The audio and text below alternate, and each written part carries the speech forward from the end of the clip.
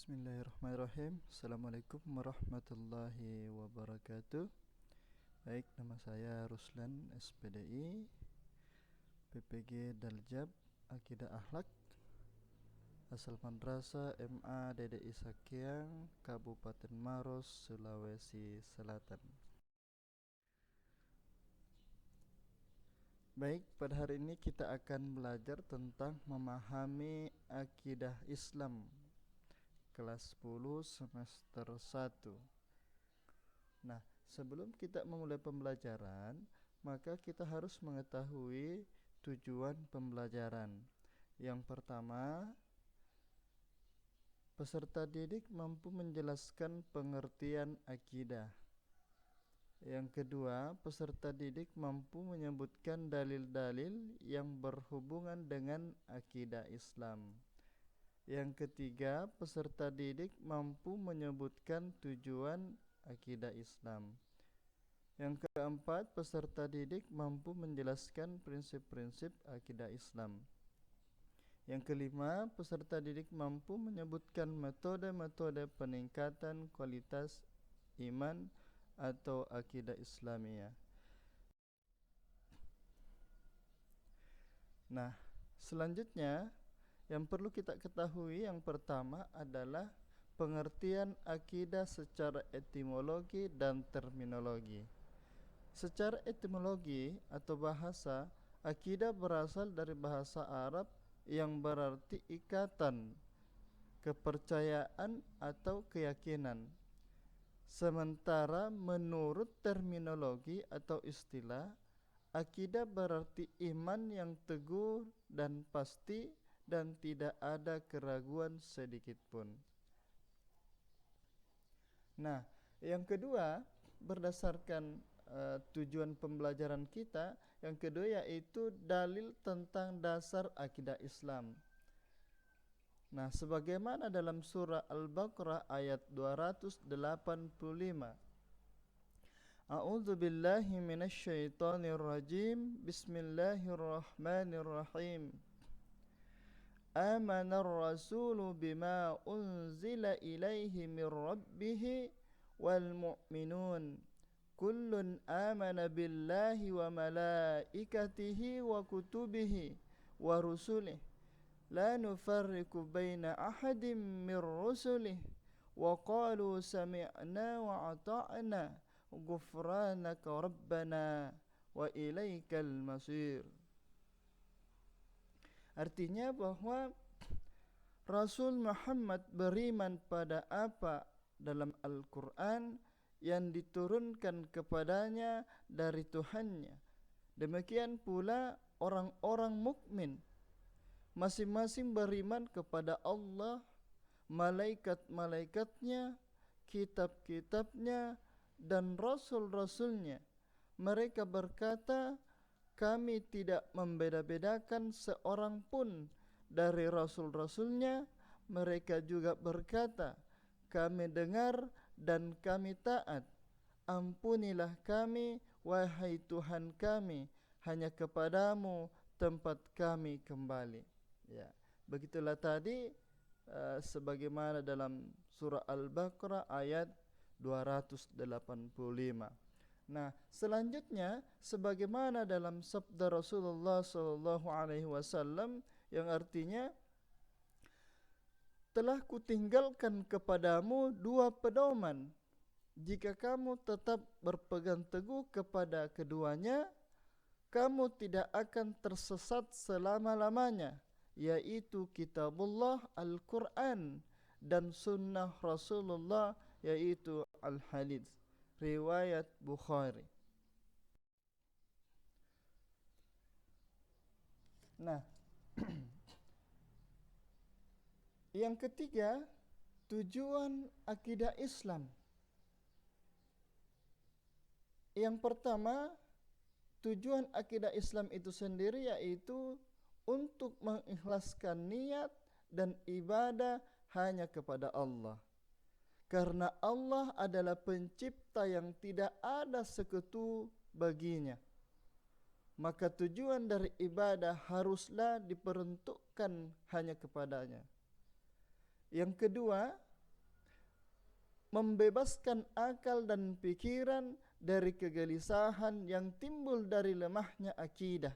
Karena orang yang lemah akidahnya, ada kalanya kosong hatinya dan ada kalanya terjerumus pada berbagai kesesatan dan khurafat.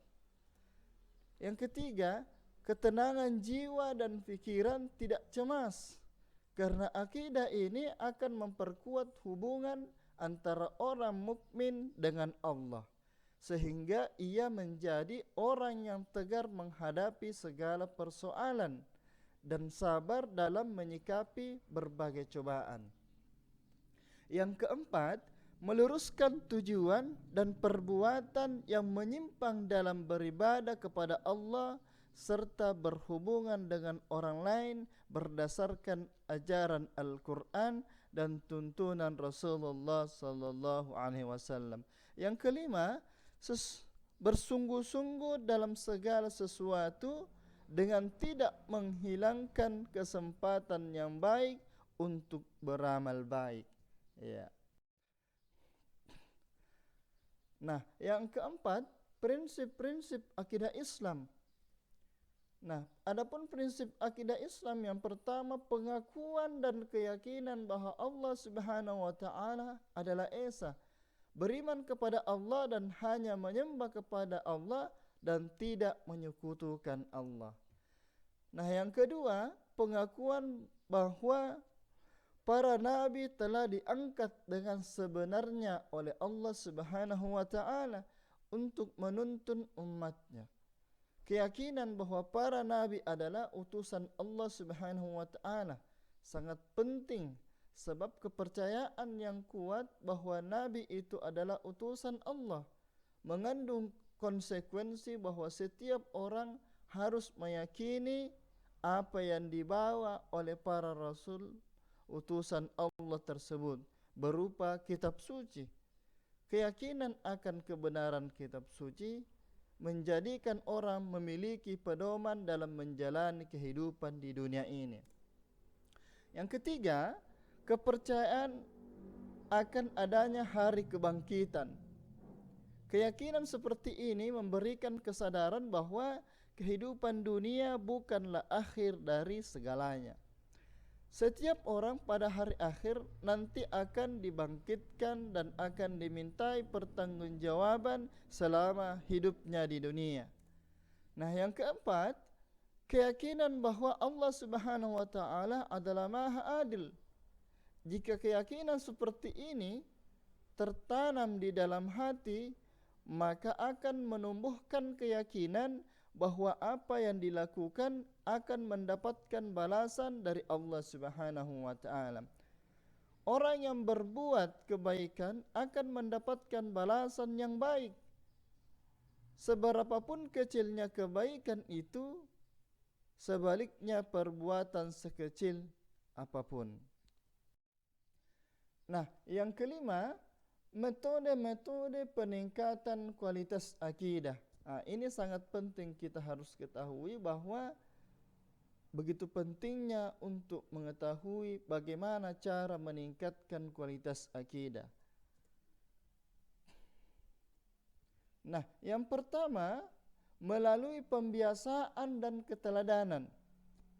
Pembiasaan dan keteladanan itu bisa dimulai dari keluarga.